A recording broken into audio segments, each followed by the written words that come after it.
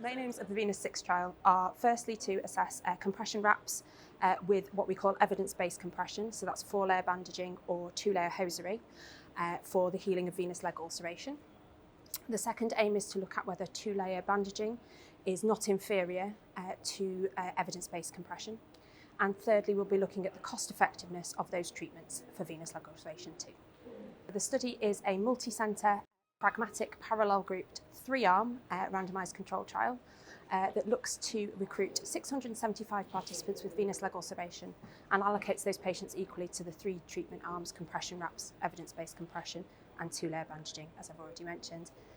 In terms of the results, we will be looking at those a little while yet. We're only just starting with recruitment, and recruitment will run until at least 2023, so a couple of years yet before those results are available, I'm afraid.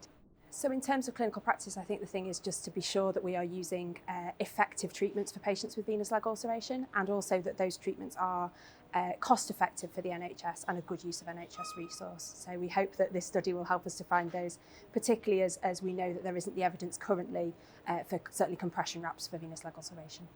Cost effectiveness is one of those things that we always do in trials, because it's really important not only to know if something works for the patients in terms of whatever the outcome might be, in this case healing venous leg ulcers, but also to know whether it's a really sensible and efficient use of NHS resources. If it isn't, then obviously we can look at other treatments and other use of that money that might be freed up. But equally, if it is an effective resource in terms of healing people with venous leg ulcers in this case, then it's a value to the NHS to continue to use that in clinical practice. To those that are listening to this today, it is get involved in this study. It's a really important study, and we're still looking for interested sites. So if you access our York Trials Unit webpage, you'll be able to find details of the study there.